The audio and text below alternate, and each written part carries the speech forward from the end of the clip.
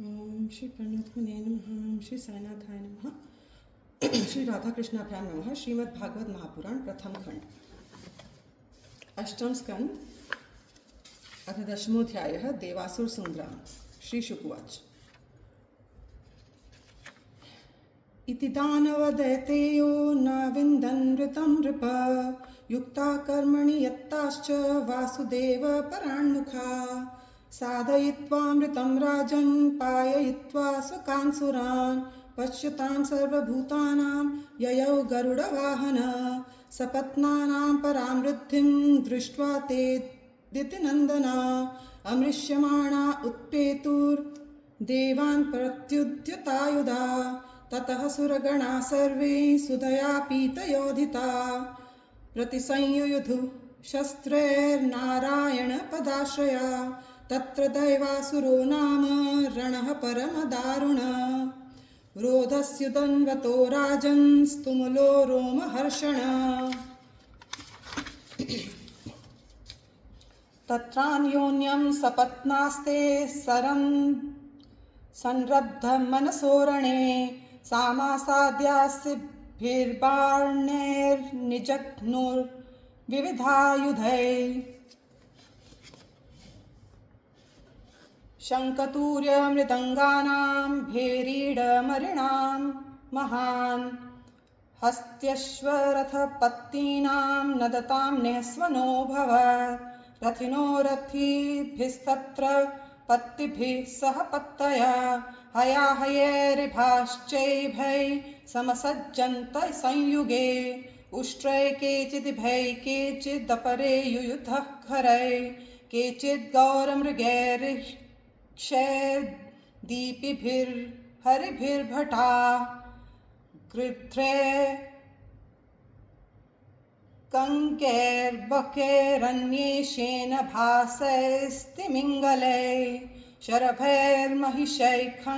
खड्गैर् गोवृषैर्गवयारुणैः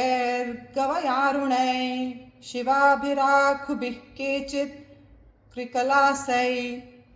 शशैर्नरैः वस्तैरेके कृष्णसारैर्हंसैरन्ये च सूकरैः अन्ये जलस्थलखगै सत्त्वैर्विकृतविग्रहै सेनयोरुभयोराजन् विविशुस्ते ग्रतोग्रत चित्रध्वजपटैराजन्नाथपत्रैसितामलै महाधनैर्वज्रदण्डैर्व्यजनैर्बाहर्चामरै वातोद्धूतोत्तरोष्णी शैरर्चिर्भिर्वर्मभूषणैः स्फुरद्भिर्विशदैः शस्त्रैः सुतरां सूर्यरश्मिभिः देवदानववीराणां ध्वजिन्यौ पाणुनन्दन रेजतुर्वीरमालाभिर्यादसामिव सागरौ वैरोचनो बलिः सङ्ख्ये सोऽसुराणां च मूपति यानं वैहायसं नाम कामकं मया निर्मितम् सर्वसाङ्ग्रामिकोपैतं सर्वाश्चर्यमयं प्रभो अप्रतर्क्यमनिर्देश्यं दृश्यमानमदर्शनम् आस्थितस्तद्विमानाग्र्यं सर्वानीकाधिपैर्वृत वालव्यजनच्छत्राग्रे रेजे चन्द्र इवोदये तस्यासन् सर्वतो यानैर्यूथानां पतयोऽसुरा नमुचिशम्बरो बाणो विप्रचित्तिरयो मुख विमूर्धा कालनाभोऽथ प्रहेतिर्हेतिरिल्वला शकुनिर्भूतसन्तापो वज्रतंष्ट्रो विरोचन हयग्रीव शङ्कुशिरा कपिलो मेघदुन्दुभिः तारकश्चक्रदृक्शुम्भो निशुम्भो जम्ब उत्कल अरिष्टोरिष्टनेमिश्च मयश्च त्रिपुराधिप अन्ये पौलोमकालेयो निवातकवचादय अलब्धभागा सोमस्य केवलं क्लेशभागिनः सर्व एते रणमुखे बहुशो निर्जितामरा सिंहनादन् विमुञ्चन्तः शङ्खादन्मुर्महारवान् दृष्ट्वा सपत्नानुत्सिक्तान् बलभित् कुपितो भृशम् ऐरावतं दिक्कर्णमारूढ शुशुभे स्वराट् यथा स्रवत्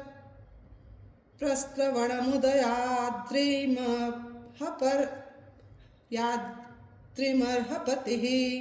तस्यासन् सर्वतो देवा नानावाहध्वजायुधा लोकपाला सहगणैर्वायवग्निर्वरुणादय तेन्योन्यमभिसंसृत्य क्षिपन्तो मर्मभर्मितः आह्वयन्तो विशन्तोऽग्रे युयुधुर्द्वन्द्वयोधिनः युयोध बलिरिन्द्रेण तारकेण गुहोस्यत वरुणो हेतिना युध्यन् मित्रो राजन् प्रहेतिना यमस्तु कालनाभेन विश्वकर्मा मयेन वै शम्बरो युयुधे त्वष्ट्रा सवित्रा तु विरोचन पराजितेन नमुचिरश्विनो वृषभवर्णा सूर्यो बलिस्तुतो सूर्यो बलिस्तुतेर्देवो बाणज्येष्ठैः शतेन च राहुणा च तथा सोमः पुलोम्ना युयुधेऽनिलः निशुम्भ शुम्भयोर्देवी भद्रकाली तरस्विनी वृषाकपस्तु जम्भेन महिषेण विभावसु इल्वलः स वातापिर्ब्रह्मपुत्रेररिन्दम कामदेवेन दुर्मर्ष उत्कलो मातृभिः सह बृहस्पतिश्चोषनसा नरकेण शनैश्चर मरुतो निवातकवचैः कालेयैर्वसवो मरा विश्वे देवास्तु पौलोमयि रुद्रा क्रोधवशैः सह त एव माजावसुरा सुरेन्द्रा द्वन्द्वेन संहत्य च युध्यमाना अन्योन्यमासाद्य निजघ्नुरोजसा जिगीषवस्तीक्ष्णशिरासितोमरै भूषुण्डिभिश्चक्रगदष्टिपट्टिशैः शक्त्युल्मुखैः प्रासपरश्वधैरपि निस्त्रिशभल्लैः परिघैः समुद्गरैः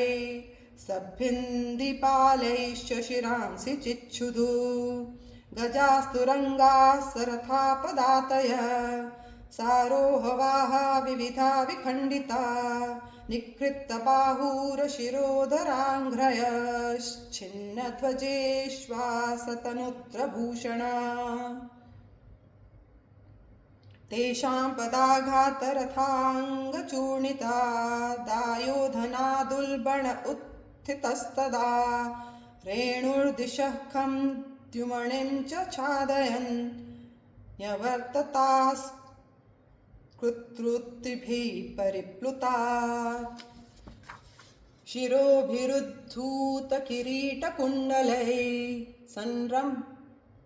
संरम्भदृग्भिः परिदष्टतच्छदैः महाभुजैः साभरणैः सहायुधैः सा प्रास्तृता भूकरभोरुभिर्बभौ कबन्धास्तत्र चोत्पेतु पतितस्वशिरोक्षिभिः उद्यतायुधदोर्दण्डैराधावन्तो भटान्हृदे बलिर्महेन्द्रं दशभिस्त्रीभिरैरावतं शरैः चतुर्भिश्चतुरो वाहानेकानारोहमार्च्छय स तानापततः शक्रस्तावद्भिः शीघ्रविक्रम यच्छेदनिशितैर्भल्लैरसम्प्रातान् हसन्निव तस्य कर्मोत्तमं वीक्ष्य दुर्मर्ष शक्तिमाददे तां ज्वलन्तीं मोहल्काभां हस्तथामच्छिन्दन्नद्धरे ततः शूलं ततः प्रासं ततस्तोमरमृष्टय यद्यच्छस्त्रं समादद्यात् सर्वं तत्तिच्छिन्नत् विभुः ससर्जार्थासुरीं मायामन्तर्धानगतोऽसुर ततः प्रादुरभूच्छैलः सुरानीको परिप्रभो ततो निपोतिस्तरवो दह्यमानादवाग्निना शिलासटकशिखराश्चूर्णयन्त्यो द्विषद्बलम् महोरगा समुत्पेतुर्दन्दशूका सवृश्चिका सिंहव्याघ्रवराहाश्च मर्दयन्तो महागजान् यातु धान्यश्च शतशः शूलहस्ता विवासस छिन्धिभिन्धीति वादिन्यस्तथा रक्षो गणा प्रभो ततो महागणा व्योम्नि गम्भीरपुरुषस्वना अङ्गारान्मुमुच्चुर्वा तैराहतास्तनयित्नव सृष्टो दैत्येन सुमहान् वह्निश्वसनसारथि सांवर्तक इवात्युग्रो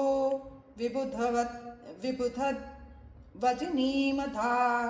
ततः समुद्र उद्वेलः सर्वतः प्रत्यदृश्यत प्रचण्डवातैरद्धूततरङ्गावर्तभीषण एवं दैत्यैर्महामायैरलक्ष्य गतिभीषणैः सृज्यमानासु मायासु विषेदुसुरसैनिका न तत्प्रतिविधिं यत्र विदुरिन्द्रादयो नृप ध्यातप्रादुरभूत्तत्र भगवान् विश्वभावन ततः सुपर्णां सकृताङ्घ्रिपल्लव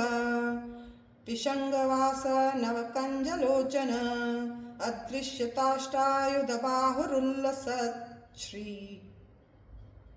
कौस्तुभानर्घ्यकिरीटकुण्डलः तस्मिन् प्रविष्टे सुरकूटकर्मजा